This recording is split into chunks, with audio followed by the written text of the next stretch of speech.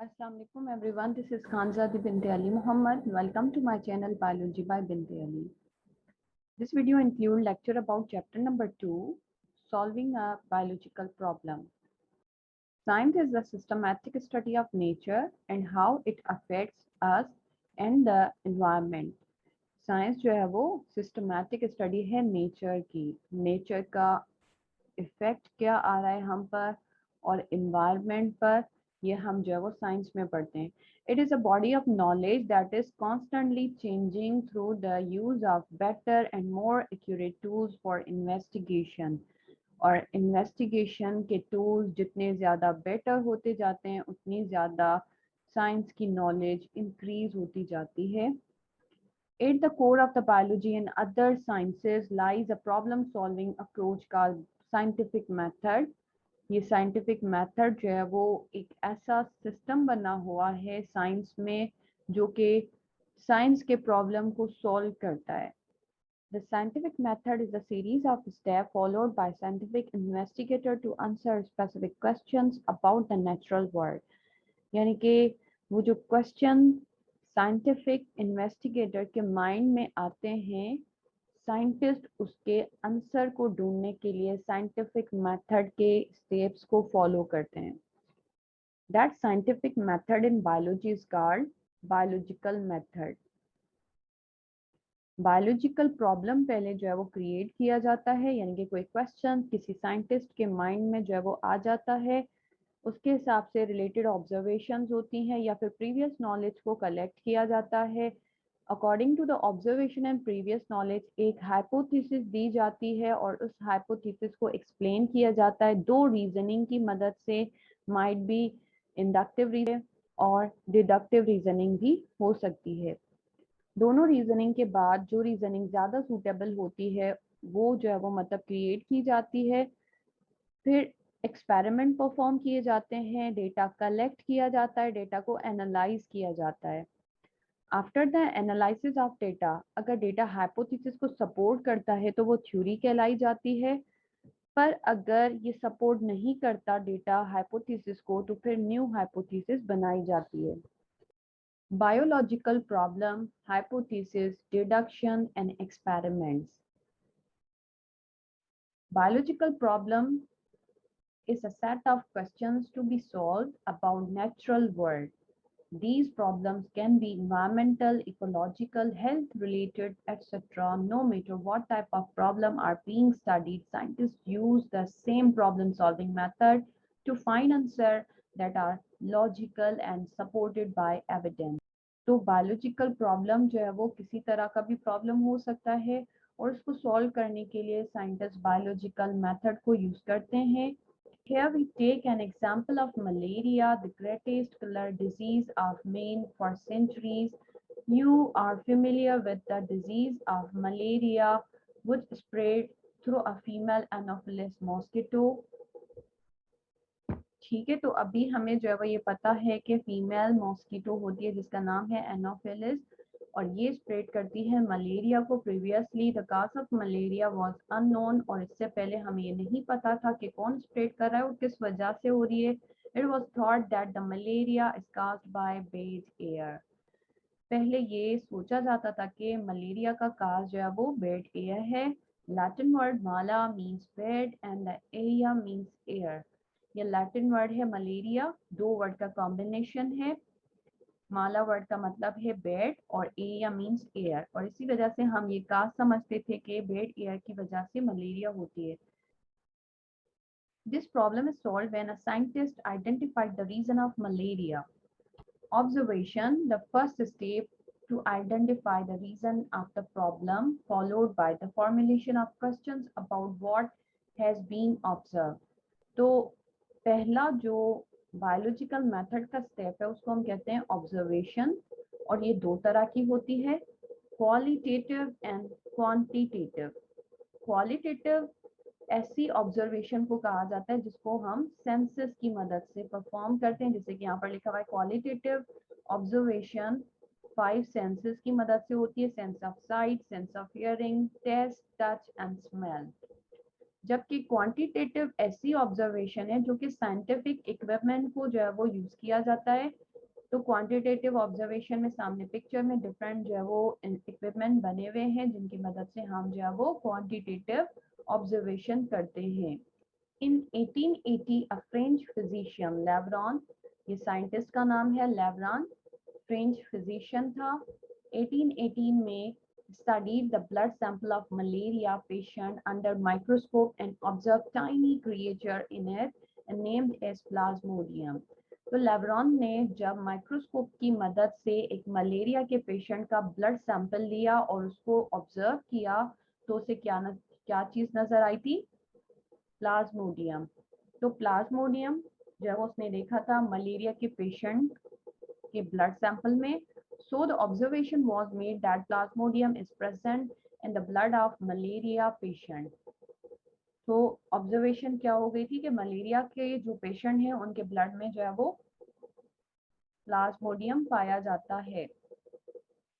जैसे कि इस पिक्चर में भी एक ब्लड सैंपल शो किया गया है जिसमें जो है वो इस मलेरिया के कास्ट को जो है वो शो किया हुआ है, प्लाज्मोडियम को शो किया हुआ है। लेवरॉन ने जो ऑब्जर्वेशन की थी वो क्वालिटेटिव भी थी और क्वांटिटेटिव भी थी। क्योंकि क्वांटिटेटिव इस वजह से क्योंकि माइक्रोस्कोप पर देखा कि कोई टाइनी क्रिएचर है और उस टाइनी क्रिएचर को देखने के लिए जो सेंस यूज किया था वो सेंस ऑफ साइट था। इस वजह से लेवरॉन की ऑब्जर्वेशन क्वालिटेटिव भी है और क्वांटिटेटिव भी है। जब ऑब्जर्वेशन हो जाती है तो एक स्टेटमेंट दी जाती है जिसको हम कहते हैं hypothesis. Hypothesis is the key component of the scientific process. इसको हम की कंपोनेंट इस वजह से कहते हैं क्योंकि पूरा बायोलॉजिकल मेथड प्रॉब्लम सॉल्विंग जो प्रोसेस कर रहा होता है वो इसी हाइपोथेसिस के ऊपर ही होता है कि हाइपोथेसिस को प्रूव या फिर डिसप्रूव किया जाता है। Hypothesis, the key component of the scientific process, is defined as the intelligent guess made by scientists in the form of statement। तो कैसे जो है वो हम डिफाइन करते हैं? ये इंटेलिजेंट गेस है, साइंटिस्ट इसको जो है वो स्टेटमेंट के फॉर्म में देते हैं। It is important to note that a hypothesis must be testable. That means you should be able to test your hypothesis through experimentation. Your hypothesis must either be supported or falsified by your experiment. तो hypothesis ऐसा जो है वो statement होना चाहिए जिसको test किया जा सके एक्सपेरिमेंट की मदद से। एक्सपेरिमेंटेशन के रिजल्ट में हमें ये पता चलता है कि हाइपोथेसिस जो है वो सपोर्ट की गई है या फिर फॉल्सिफाइड की गई है।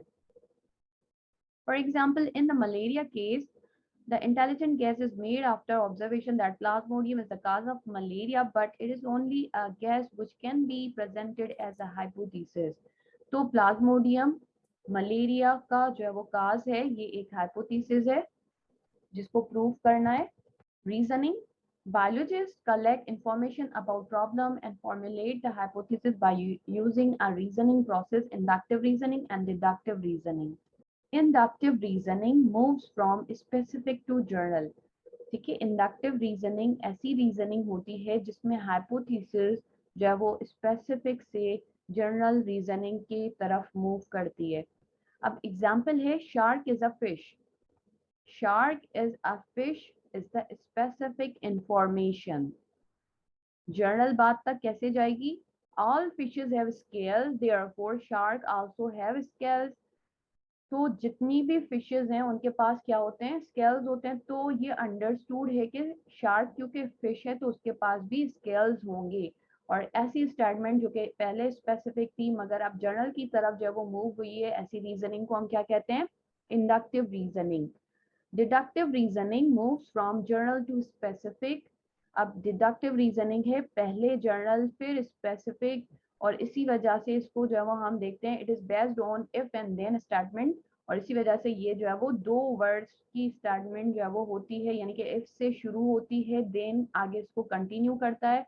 Deductive reasoning can be tested and verified bye experiments. In malaria case the following deduction is made.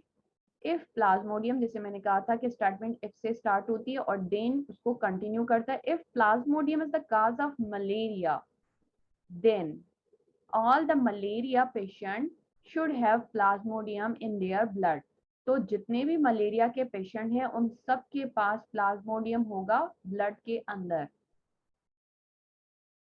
तो ये डिडक्टिव रीजनिंग है। अब रीजनिंग को देखकर एक्सपेरिमेंट परफॉर्म किए जाते हैं, जैसे कि हमने फॉर दिस हाइपोथेसिस हमने डिडक्टिव रीजनिंग दी है, तो डिडक्टिव रीजनिंग को प्रूव करने के लिए एक्सपेरिमेंट होंगे। एक्सपेरिमेंट में दो तरह के जो है वो ग्रुप बन जाते हैं। Scientist perform two types of test, control group बनाते हैं और एक्सपेरिमेंटल ग्रुप बनाते हैं। कंट्रोल ग्रुप कहा जाता है ऐसे ग्रुप को जो कि हेल्दी हो, यानी कि माइट बी, या फिर हमें ये श्योरिटी होती है कि इसमें ये चीज नहीं होगी। जबकि एक्सपेरिमेंटल ग्रुप में हमें जो है वो मतलब ये चीज होती है कि माइट बी प्रेजेंट हो और might be not. Experimental group हमारी हाइपोथेसिस को सपोर्ट करता है, जबकि कंट्रोल ग्रुप हमारे हाइपोथेसिस को रिजेक्ट कर सकता है। हमारी हाइपोथेसिस है Plasmodium is the cause of malaria, तो प्लाज्मोडियम जो है वो काज है मलेरिया का। तो इस हाइपोथेसिस के हिसाब से एक्सपेरिमेंटल ग्रुप क्या बनना चाहिए कि हम जो है वो एक्सपेरिमेंटल ग्रुप में 100 मलेरिया के पेशेंट का ब्लड सैंपल लेंगे। ये हमारा एक्सपेरिमेंटल ग्रुप होगा जो कि सपोर्ट करेगा अगर वाकई जो है वो 100 पेशेंट के ब्लड में मलेरियल पैरासाइट यानी कि प्लाज्मोडियम मौजूद होगा, तो एक्सपेरिमेंटल ग्रुप जो है वो इसको सपोर्ट करेगा। मगर कंट्रोल ग्रुप एक और जो है वो ग्रुप बनाया गया है जिसमें 100 जो है वो हेल्दी पर्सन का ब्लड ग्रुप लिया गया है। अगर ये सही हो जाता है कि इनमें भी प्लाज्मोडियम मौजूद है, तो फिर जो है वो ये इसको फॉल्सिफाइड कर देगा। The result are where you report that what happened in the experiment, that includes detailing all observation and data made during your experiment. Result verifies the hypothesis. In the case of malaria, it was found that all the malaria patient experimental group had plasmodium in their blood, whereas the blood sample of healthy persons control group were free from plasmodium. अब देखो ये है हमारा result experiment का कि malaria के patient जो हैं उन सब में, जो कि हमारा क्या था एक्सपेरिमेंटल ग्रुप था, उन सब में प्लाज्मोडियम मौजूद है। क्या चीज मौजूद है? प्लाज्मोडियम मौजूद है। पर जो हमारा कंट्रोल ग्रुप था यानी कि जो हेल्दी पर्सन थे, 100 लोग थे हेल्दी थे, उनके ब्लड में कोई प्लाज्मोडियम नहीं है, जो कि क्लियर कर देता है कि प्लाज्मोडियम एक्सपेरिमेंटल ग्रुप में तो है मगर कंट्रोल ग्रुप में नहीं है। अब रिजल्ट को देखकर हम कंक्लूजन के स्टेप की तरफ मूव करते हैं। The final step of the scientific method is developing conclusion. ये फाइनल स्टेप होता है। This is where all the results from the experiment are analyzed and a determination is reached about the hypothesis. If your hypothesis was supported, it's great. If not, repeat the experiment or think of other ways to improve your procedure. अब conclusion में हम क्या करते हैं कि जो हमारे result experiment सारी चीजें उन सबको देखकर मिलाकर एक चीज बनाते हैं जिसको हम कंक्लूजन कहते हैं।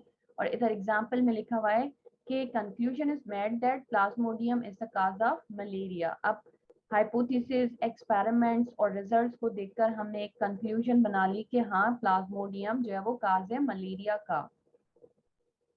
Theory, law, and principle. Theory. Scientists use the word theory in a very different way than non-scientists.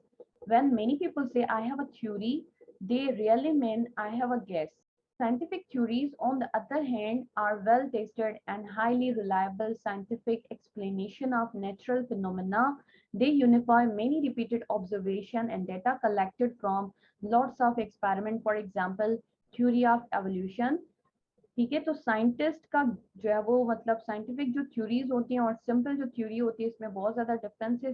Theory हम कहते हैं जस्ट किसी जो है वो गेस को जो कि एक कॉमन बंदा देता है, जबकि साइंटिफिक थ्योरी हम कहते हैं ऐसी थ्योरी को जो कि एक साइंटिस्ट दे रहा होता है, और वो जो थ्योरी होती है वो बहुत ज्यादा टेस्ट की जाती है, जिसमें जो है वो एक्सपेरिमेंट भी परफॉर्म किए जाते हैं। बिल्कुल एक हम ये कहें कि रिलायबल साइंटिफिक एक्सप्लेनेशन होती है, तो उसको साइंटिफिक थ्योरी कहते हैं। जैसे कि theory of evolution is the scientific theory. Law and principle. A scientific law is a uniform or constant fact. ठीक है, साइंटिफिक लॉ जो है वो यूनिफॉर्म या कांस्टेंट फैक्ट होता है नेचर का।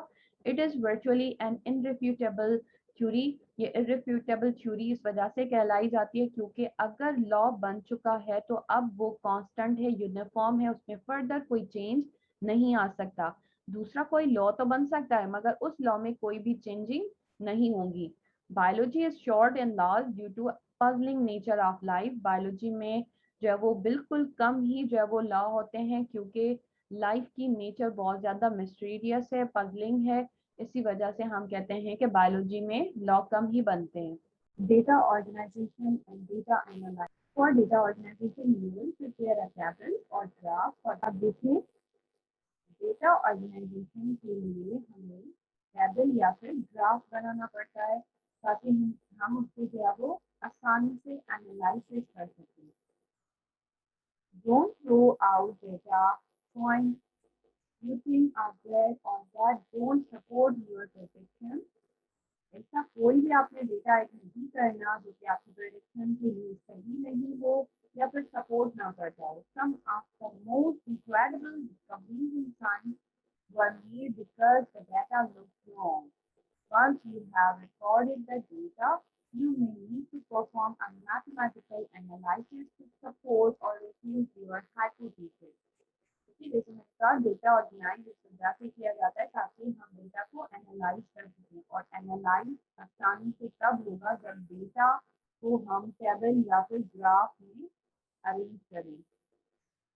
Here is a chart showing the trend of malaria cases reported in Sindh. ये 16 और 17 जो है वो 2017 का जो है वो चार्ट बना हुआ है, जिसमें ये जो है वो शो किया गया है कि कितने जो है वो परसेंटेज के हिसाब से पेशेंट जो है वो मिले हैं मलेरिया के सन से। और सबसे ज़्यादा हाई रेट गया है 6000 जो है वो पीपल को अक्टूबर में मलेरिया हुआ था और सबसे कम जो है वो अप्रैल में। अभी तो हमने जो है वो टेबल बना ली, ग्राफ के फॉर्म में जो हमने ग्राफ बना लिया है, इसमें देखो हम आसानी से एनालाइज कर पा रहे हैं कि कौन से मंथ में सबसे ज़्यादा जो है वो मलेरिया के केसेस जो है वो रिपोर्ट हुए थे और कौन से जो है वो मंथ में सबसे कम हुए थे। तो इस वजह से जो है वो डेटा ऑर्गेनाइज किया जाता है टेबल या फिर ग्राफ पर ताकि उसको आसानी से एनालाइसिस किया जा सके।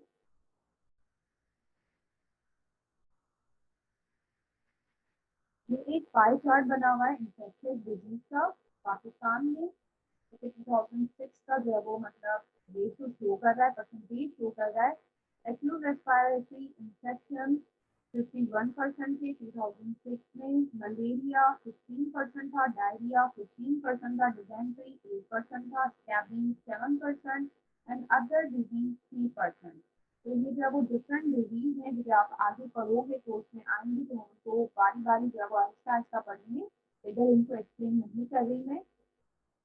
तो ये सारी डिजीज जो है वो देखो परसेंटेज के हिसाब से हमें ये शो किया गया है कि कौन सा जो है वो मतलब रेशियो ज़्यादा है या कौन सी परसेंटेज ज़्यादा है।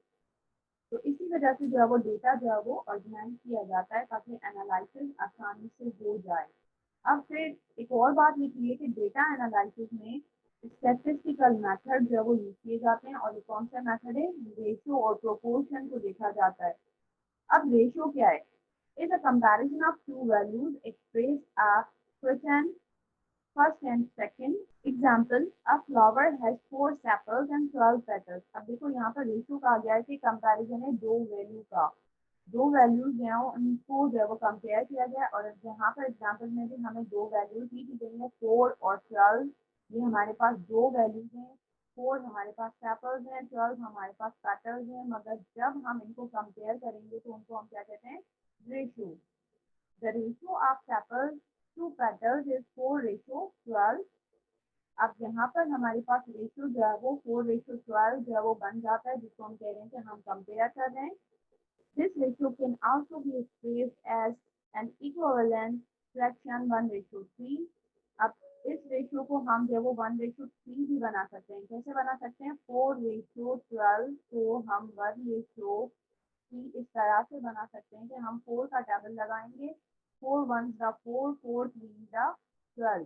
तो इसी वजह से हमारा ये रेशियो भी बिल्कुल सही होगा। इट मीन्स कि जब वो सेपल्स का जो वो रेशियो कम है, पेटल्स का रेशियो जो है वो ज़्यादा है। A proportion is an equation stating that two ratios are equal. Example 4:12 proportion है 1:3 का। तो ये आपस में प्रोपोर्शन कहलाए जाएंगे कि ये जो है वो इक्विवेलेंट जो है वो स्ट्रक्चर शो कर रहे हैं, इक्वालिटी को शो कर रहे हैं कि 4:12 लिखोगे तब भी बात क्लियर होगी, 1:3 लिखोगे तब भी बात जो है वो क्लियर हो जाएगी। Mathematics as an integral part of the scientific process. अब जैसे मैथमेटिक्स का क्या जो है वो वैल्यू है साइंटिफिक प्रोसेस में, हम बायो में मैथमेटिक्स को क्यों पढ़ रहे हैं, that is the actual question. अब यहाँ पर एक इमेज, अब यहाँ पर जो है वो हमें एक एग्जाम्पल दी गई है कि वाई मैथमेटिक्स इज इम्पोर्टेंट। जैसे कि लिखा हुआ है, imagine that you are biologist studying the population, insect population. You go into the field and count the population sample in a specific region. Then compare your sample with other regions to get population estimated. At every stage of this process will depend upon mathematics to measure, predict, and understand natural phenomena. अब यहाँ पर जो है वो हमें imagine करवाया हुआ है कि अगर आप बायोलॉजिस्ट हैं और आप इंसेक्ट की पॉपुलेशन को पढ़ रहे हैं, देखो पॉपुलेशन का वर्ड आया 3 से समथिंग शुड बी काउंटेबल। ठीक है, तो हम काउंट करेंगे और हम किस चीज को काउंट कर रहे हैं, पॉपुलेशन ऑफ इंसेक्ट को, और किस स्पेसिफिक रीजन की, जो कि हमें रीजन मिला हुआ है, हमने उसकी पॉपुलेशन काउंट कर ली। पॉपुलेशन काउंट करने के बाद हम उसको कंपेयर कर रहे हैं किसी और रीजन के साथ। तो इस तरह से हमें इस सारे डेटा को बनाने के लिए, काउंट करने के लिए जो है वो मैथमेटिक्स की जरूरत पड़ती है। और ऐसी ज्ञान जिसमें हम जो है वो मतलब बायोलॉजिकल जो है चीज़ों को मैथमेटिक्स फॉर्म में जो है वो मतलब परफॉर्म करें, या फिर जो है वो हम ये कहें कि उसको रिसर्च करें, तो उसको हम मैथमेटिकल बायोलॉजी कहते हैं। Is a field of research that examines mathematical representation of biological system. जैसे मैंने कहा कि जब लिविंग ऑर्गेनिज्म को मैथमेटिकल फॉर्म में रिप्रेजेंट किया जाएगा या फिर जब उन पर रिसर्च की जाएगी, तो उसको हम मैथमेटिकल बायोलॉजी कहेंगे। जैसे फॉर एग्जाम्पल में हम काउंटिंग को शो कर रहे हैं। One key role of mathematics in biology is the creation of mathematical models. There are equations and formulas that can predict or describe natural occurrences such as organism behavior patterns, population changes over time, structure of protein, height of living organism, population of endangered species, bacterial growth, and so on. अब देखो इन सब के हमने जो है वो mathematical model बनाने होते हैं, हमने जो है वो बताना होता है। फॉर एग्जांपल कि एंडेंजर्ड स्पीशीज पाकिस्तान में कितनी है, कौन कौन सी है, उनकी जो है वो कितना जो है वो रेशो अभी हमारे पास मौजूद है, ये सारा जो है वो हमारा मैथमेटिकल मॉडल कहलाया जाएगा, जो कि हम मैथमेटिकल बायोलॉजी में पढ़ते हैं। Finally, we can say that mathematics plays a critical role in better understanding the natural world. तो ये जो वो हमारे पास चैप्टर नंबर 2 था और ये हो गया कंप्लीट। अगर कोई कंफ्यूजन है तो आप कमेंट सेक्शन में क्वेश्चन कर सकते हैं। I will answer there. Thank you for watching. अल्लाह हाफिज।